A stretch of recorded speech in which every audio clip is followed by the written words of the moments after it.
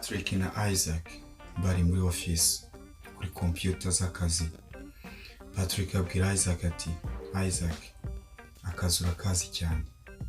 Isaac aho ngaho yari yicaye afashe urupapuro rushushanyijeho inzu uko igomba kuba iteye. Hari umukiriya wawe waje kuri company agomba kuza kureba icyo gishushanyo mbonera ku buryo ki yishyura company ahasiga akagenda. Patrick ati, Isaac, iyi plan ubona irahenze cyane kandi uburyo ki uyikoze ni mu gihe gito cyane, ariko mu by'ukuri company nijya kuguhembiza guhemba make. Isaac, urabura iki kujya mutangize business yawe ku bijyanye n'ibi bintu ukora ko n'ubundi ubizi cyane? Icyo cyari igitekerezo Patrick yaraye Isaac. Isaac aramubwira ati, urabizi Patrick, ibyo uvuga cyangwa se ibyo ukinisha ntabwo uri kubimenya uko bihagaze. Patrick ati, ndabizi, ni ibintu bifunanye ku bantu batabisobanukiwe. Isaac ati, si ibyo ndimo kuvuga, icyo nshatse kukubwira ni iki, nuko amafaranga yo gutangiza iyi business aba agomba kuba ari menshi. Isaac arakomeza aramubwira ati, Patrick, mu by'ukuri ndi hano kuko boss ndamukeneye cyane. Patrick ati, umukeneye wiki? Ko ufite akazi kumukorera akaguhembera make kuyo bamwishyuye bitewe nuko ari we boss, ariko mu by'ukuri akazi kose ari twebwe twagakoze. Isaac ati, mukeneyeho ubufasha bwo kugira nzamuke. Patrick ati, ntabwo umukeneye, ahubwo waragukeneye. That's why tugomba gukora, byaba ngombwa ubonye ko ashinga business ye nk'ibi ngibi dukora akaba yayishinga. Isaac aravuga ati, oya, ntabwo byashoboka, boss ndacyamukeneye. Patrick ati, ntabwo umukeneye, ukeneye ahubwo gushinga business yawe ukaba owner business.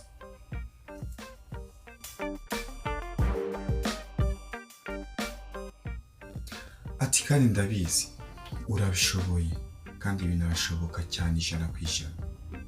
Isaac yahise ahaguruka ati, ndumva ibi bintu umbwira biba biri kure nk'ukwezi, ariko ni icyifuzo nkorana nanjye ariko sinabibasha. Patrick ati, birashoboka, ugomba kwegera bank ikakuguriza amafaranga ugatangiza business yawe kandi bikazakunda. Isaac yinjira muri office ya boss aramwereka plan yari amaze gushushanya. Boss aramubwira ati, no, iyi plan ntabwo yahereza umukiriya ntabwo yayishima. Isaac avuga ati, nyamara boss, iyi ni nziza. Undi naramubwira ati, reka. Aramubwira ati, ndavuze kano kanya hitsa ugenda ujye gushushanya indi kandi uyigire vuba vuba, umukiriya araza mu minsi 2 uzabuyinzaniye nanone. Isaac asubira muri office yarakaye. Agarutse aramubwira ati, boss, umuwanza hariya nkabonye imodoka nziza cyane, sinzi isa n'ihenze gutya, ubanza ari umukiriya waje kudusura hari kugira ngo abashe kuba yagira plug uranga. Boss avuga ati, imodoka isite? Isaac arimushushanyiriza. Boss nawe mu magambo make ati, kariya se, ati, ni imodoka mperutse kugura kabisa, niyo banzaniye ejo ku mugoroba. Ati, boss, ufite imodoka nziza kandi nanjye mu buzima ndifuza kuzayigura. Boss ati, wowe uravuga kuzagurira modoka nk'iriya? Niba uyikeneye wibuke ko ukinkeneye kugira ngo uzayigereho. Isaac bimurya ku mutima ati, ndagukeneye cyane ku buryo ki aribwo nayigeraho? Boss avuga ati, yego. Isaac asubira muri office abwira Patrick ati, nawe kubwiye, boss ni umuntu ugira agasuzuguro kandi azi ko tumukeneye kurusha uko dukeneye. Isaac yagarutse nyuma y'iminota 10 ahita asezera boss. Aramubwira ati, uko nsohotse muri company ni nako ntazigera nyigarukamo.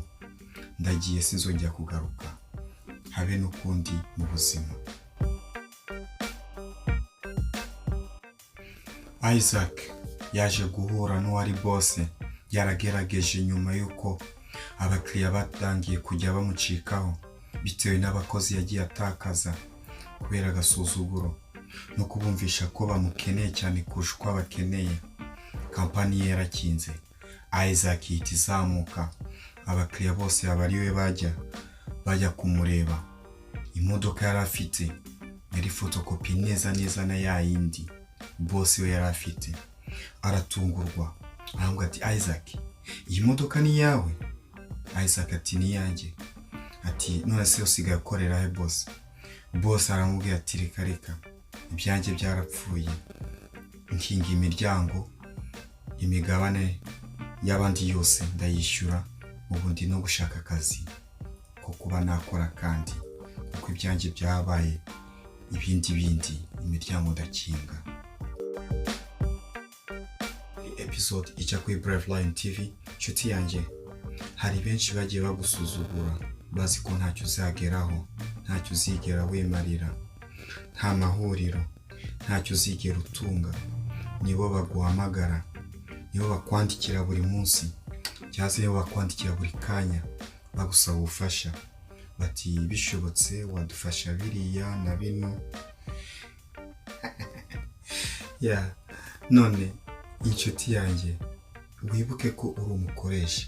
Nanone hari n'abakozi wagiye wambura amafaranga amezi n'amezi, ukabaha make ukahasigaramo ibirarane. Ibyo nabyo ntibikwiye muvandi. Kubita amaso hirya no hino, umenye yuko uko wazamutse niko nabo bashobora kuzamuka.